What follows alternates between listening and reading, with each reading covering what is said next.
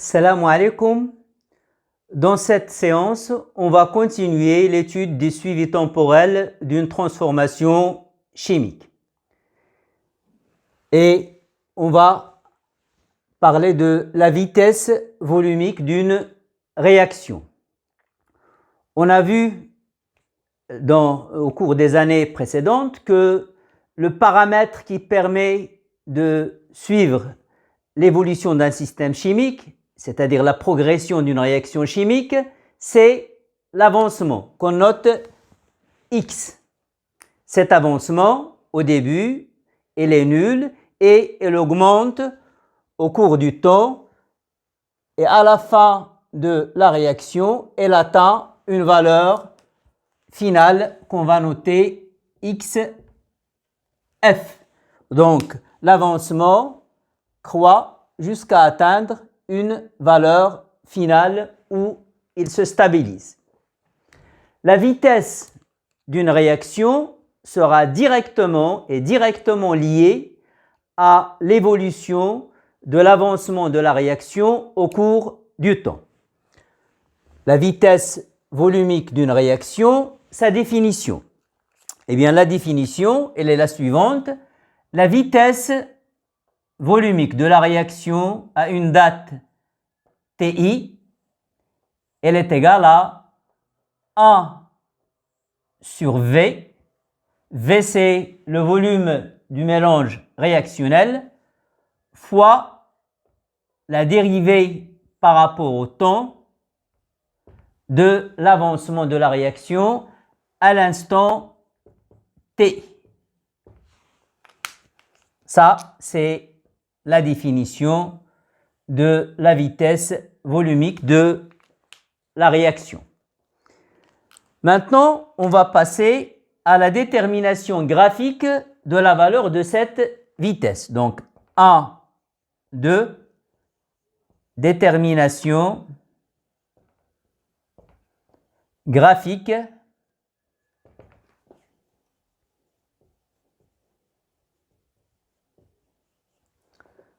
de V à l'instant T.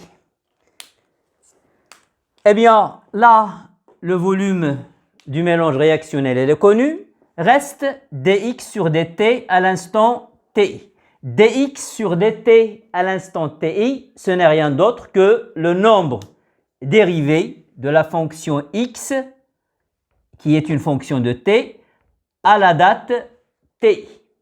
Or, en mathématiques, on sait que le nombre dérivé, c'est quoi? C'est le coefficient directeur de la tangente à la courbe de variation de x en fonction de t à la date t. C'est une grandeur qui rend compte de la variation de x sur variation de t.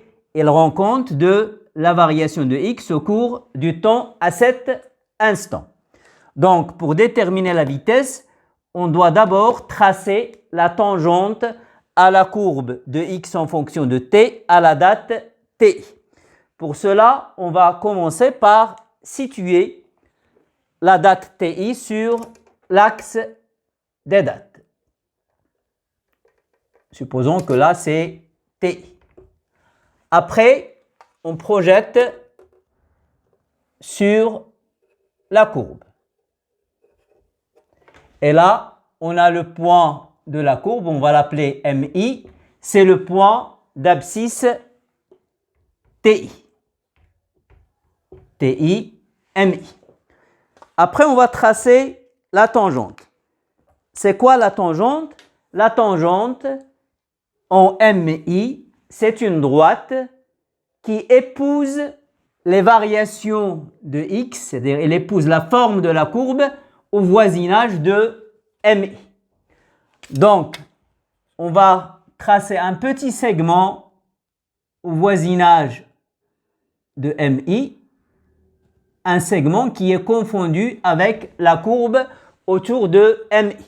Après, on va prolonger ce segment et on obtient la tangente qu'on va noter T.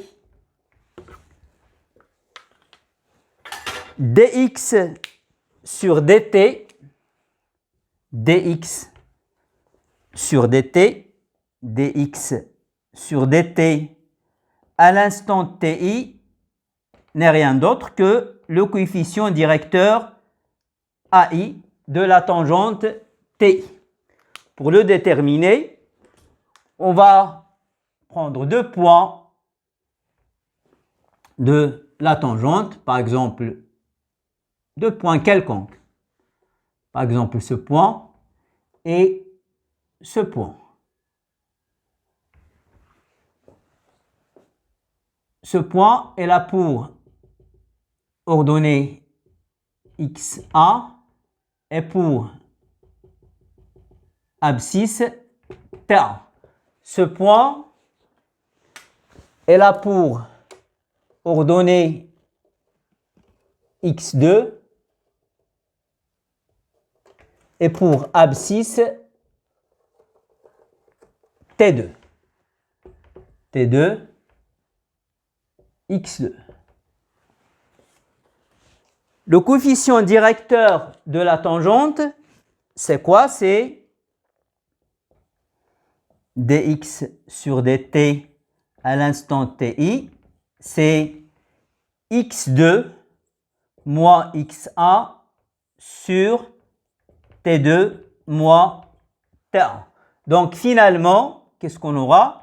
La vitesse volumique de la réaction à l'instant ti, c'est 1 sur le volume du mélange réactionnel fois x2 moins x1 sur t2 moins t1.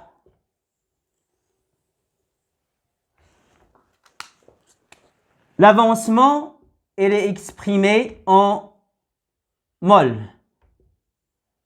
Le temps, il est exprimé en secondes. Et le volume, en pratique, on l'exprime en litres.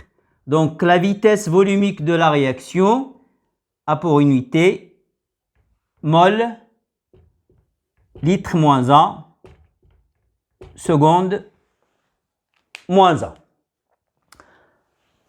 Donc, on trace la tangente et on détermine son coefficient directeur et on le remplace dans la formule de la vitesse volumique. Maintenant, on va parler du temps de demi-réaction. Le temps de demi-réaction, c'est la date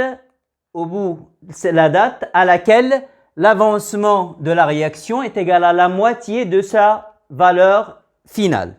Donc, on le note T1,5. Donc, X à la date T1,5, c'est X final sur 2. Pour le déterminer, donc on a X final, il est là, et on a X final sur 2, c'est à peu près ici. Là, c'est X final sur 2.